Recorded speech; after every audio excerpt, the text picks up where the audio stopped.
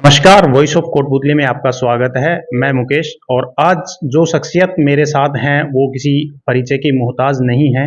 बावजूद उसके मैं बताना चाहूँगा कि राम सिंह जी यादव प्रोफेसर फिजिक्स आज मेरे साथ हैं। आज अपन इनके लिए कुछ बातें करेंगे।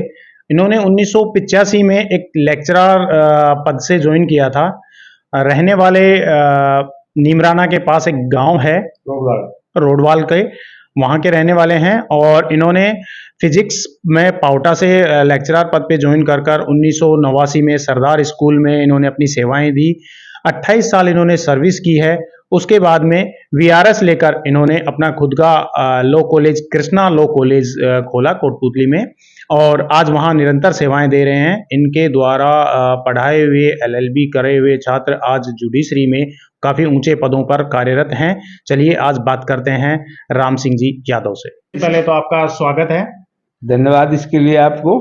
सर, मैं जानना चाहूंगा कि आप जैसे किस गांव से हैं और आपकी जो एजुकेशन है वो कहाँ हुई? मेरी पृष्ठभूमि बता देता हूँ। मेरा गांव नीमराना के पास एक गांव है रोडवाल, नीमराना से लगभग अटैच है, 1-1.5 किलोमीटर है। मेरी एजुकेशन सारी लगभग राज ऋषि कॉलेज अलवर से हुई है। मैं फिजिक्स से एमएससी करने के बाद में मेरी फर्स्ट नियुक्ति पाउटा सीनियर हायर सेकेंडरी में एज ए व्याख्याता पद पे हुई। मैं लगभग 4 साल तक की सेवाएं पाउटा में दी फिजिक्स के रूप में और 5 जुलाई 1989 को मेरा स्थानांतरण सरदार स्कूल में हो गया। सरदार स्कूल में लगातार मैंने 2012 तक की सेवाएं दी, जिसमें बीच में मेरा एक बार आतेला भी ट्रांसफर हो गया था। मैं ग्रामीण पृष्ठभूमि से हूँ। मेरे पिताजी एक कृषक थे गांव में और यहाँ आने के बाद मैंने कोटपुतली आने के बाद मैंने फिजिक्स का अध्ययन करवाया पिछले 28 साल तक। मैंने 2008 में एलएलबी कॉलेज की शुरुआत की और एलएलबी शुरुआत करने के बाद में मैंने फिर इससे पहले मैंने बीएड कॉलेज भी, शिक्षक प्रशिक्षण महाविद्यालय भी खोले मैंने और 2012 में मेरे को प्रिंसिपल बना के जालोर जिले में ट्रांसफ़र कर दिया गया था। मैं जाने में असमर्थ था क्योंकि मेरे यहाँ कॉलेज में रहना जरूरी था, इसलिए मैंने 2012 में मैंने वीआरएस लेके निरंतर यहाँ लोगों की सेवाएं की, बच्चों को पढ़ाया। आज इस इलाके में फिजिक्स के अंदर उस समय मैं अकेला ही था, कुछ ज़्यादा फिजिक्स में बहुत शॉर्टेज थी। जो भी डॉक्टर इंजीनियर मिलते हैं सरदार के पढ़े हुए, सरदार में उस समय बहुत अच्छी छवि थी। लगभग ये मान लो 3,500 से 4,000 स्टूडेंट थे, 800 से 900 स्टूडेंट हमारे पास साइंस में पढ़ते थे। उस दौरान जो भी स्टूडेंट हमारे से पढ़ के गया साइंस में, ये डॉक्टर है, इंजीनियर है, हम कभी भी कहीं पर भी जाते हैं तो एक दो स्टूडेंट हमें हमारे अवश्य मिल जाते हैं। अभी हम आपके पास सरदार में पढ़े हुए थे। सरदार की इस इलाके में बहुत अच्छी छवि थी और दूर दूर के बच्चे यहाँ अध्ययन करने के लिए आते थे। राम सिंह जी, जब एक दौर होता था कि हर आदमी की एक सोच होती थी कि गवर्नमेंट सर्वेंट हम बने, आपने गवर्नमेंट जॉब करी, उसके बाद में वीआरएस लिया, ऐसी सोच आपके मन में क्यों आई? ऐसा है, जब मेरे ये कॉलेज, बीएड कॉलेज और लॉ कॉलेज खोलने के बाद में मैं प्रॉपर समय बच्चों को नहीं दे पा रहा था। पिछले 6 महीने से लगातार 11 से ही मैंने एक बार 11 में मैंने वीआरएस लिख के दे दिया था, लेकिन हमारे एक बाबूजी थे, उनकी मना करने पर मैं 1 साल और रुक गया। फिर उसके बाद में मेरे को छुट्टियां ज़्यादा लेनी पड़ रही थी, टाइम नहीं दे पा रहा था। मैं इधर लॉ कॉलेज और बीएड कॉलेज में व्यस्त ज़्यादा हो गया था, इसलिए मेरे को वीआरएस लेना पड़ा। बच्चों के साथ में न्याय नहीं कर पा रहा था, अब उन्होंने नहीं पढ़ा पा रहा था, इसलिए आपने कृष्णा लॉ कॉलेज नाम रखा। 2008 में एलएलबी 3 ईयर से आपने स्टार्ट किया। ये नाम रखने के पीछे कोई सोच थी, कोई इंस्पिरेशन था या आपने ऐसे ही नाम रख दिया? नहीं है, इसके पीछे हम तो इसको हमारा इष्ट देव मानते हैं, इसकी वजह से हमने, मेरी सारी यहाँ जो भी संस्थाएं हैं सभी श्री कृष्ण के नाम से है और श्याम जी के नाम से, श्याम जी और श्री कृष्ण जी के नाम से जितनी भी संस्थाएं हैं सब उन्हीं के नाम से। आप ग्रामीण कल्चर से हैं, किसान के बेटे हैं, आपने शिक्षा को ही अपना कैरियर क्यों चुना?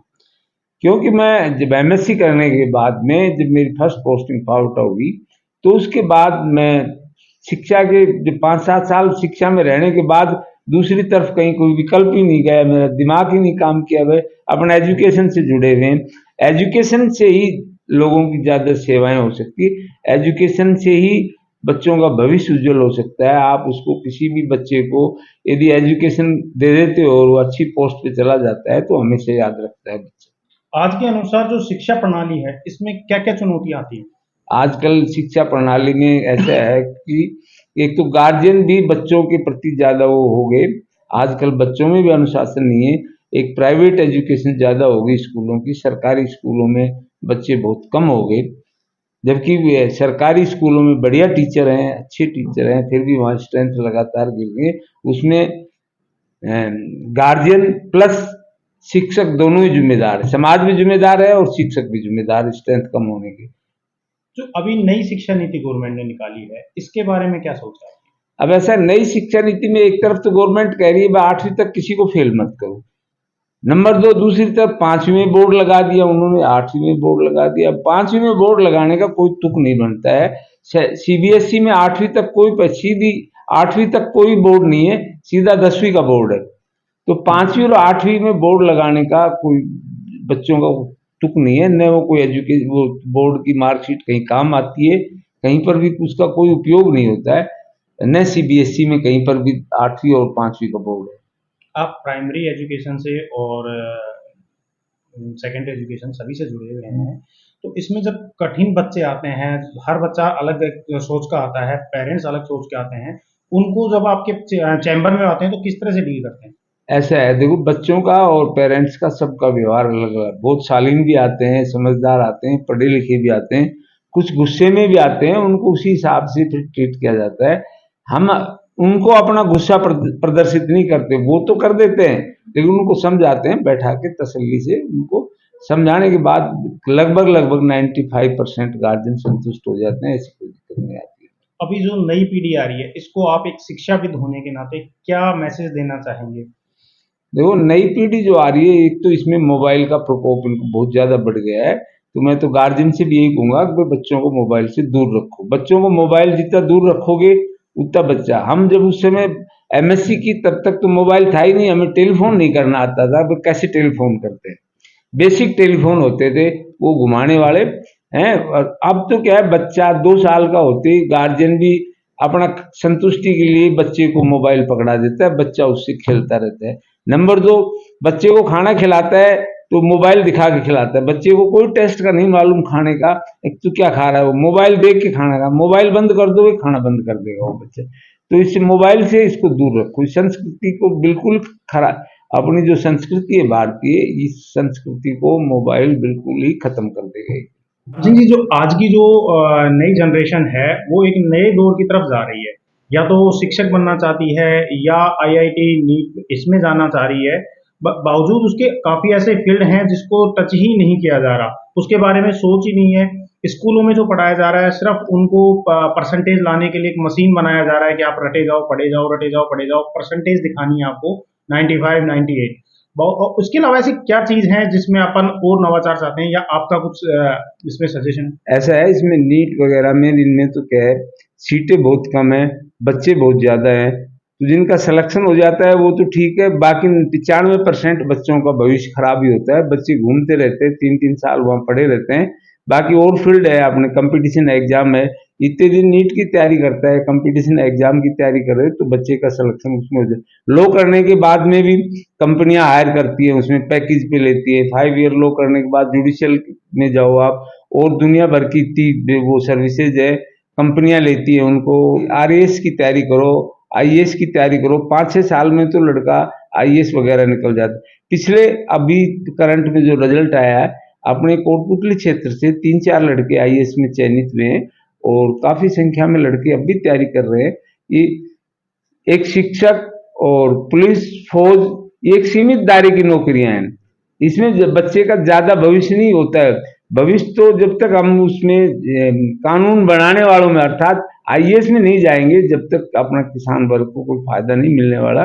ज्यादातर बच्चे जब आईएएस और आईएएस बनेंगे, हमारे कानून बनाएंगे, वो कानून बनाने वालों में शामिल होंगे टीम में, तब जाके ग्रामीण क्षेत्र का विकास होगा हमारा। ओम नमः शिवाय सीनियर सेकेंडरी स्कूल, जहां हर साल शानदार परिणाम, राज्य स्तरीय मेरिट और अनुभवी शिक्षकों का मार्गदर्शन आपके बच्चों के सपनों को देता है नई उड़ान और उज्जवल भविष्य की गारंटी। मेरा नाम निशु सैनी है। मैं home minister senior secondary school में पढ़ती हूँ। मेरी 10वीं में 98% बनी थी। मैं इसका श्रेय अपने स्कूल को देती हूँ। इसमें टीचर का पूरा सहयोग है। मैंने जब भी सवाल पूछे इन्होंने सवाल का बहुत अच्छे से जवाब दिया। मैं इसका श्रेय अपने परिजनों, विद्यालय और मित्रगण को देती हूँ। मैं रामस्वरूप सैनी, ओम नमः शिवाय senior secondary school, Dabla road, Kashipuram, निदेशक। मैंने 1 मई 2001 को ये विद्यालय की स्थापना एक छोटे से भवन में शुरू की थी। उसके पश्चात अथक मेहनत और डिसिप्लिन और हमारे शिक्षकों का अच्छी मेहनत के बल पर मैंने इसको पहले माध्यमिक फिर उच्च माध्यमिक विद्यालय में इसको क्रमोन्नत किया। लगभग 30 विद्यार्थियों का नवोदय में सिलेक्शन करवाया और हमारे विद्यालय में वाणिज्य संकाय, कला संकाय और साइंस संकाय, तीनों संकाय संचालित हैं। इसके अलावा साइंस और फिजिक्स, केमिस्ट्री, बायो की हमारे पास लैब भी हैं। उनमें बच्चों को प्रैक्टिकल भी नियमित रूप से करवाया जाता है और पिछले 5 सालों से हमने बहुत अच्छा रिजल्ट दिया है, यानी कि 99% भी हमने 10th क्लास में रिजल्ट दिया है और साइंस में भी 98% के लगभग प्रतिवर्ष बच्चों का परसेंटेज हमारी बन जाती है। और इसके अलावा भी हमने खेल कूद में भी काफ़ी हम बच्चों से गतिविधियां करवाते हैं, जैसे खो खो, कबड्डी, रेसिंग और अन्य छोटे खेल भी करवाते हैं। इसके अलावा हम साइंस एग्जीबिशन भी चलाते हैं और इसके अलावा अन्य गतिविधियां बीच बीच में हम सांस्कृतिक कार्यक्रम भी संचालित करते हैं, मनाते हैं।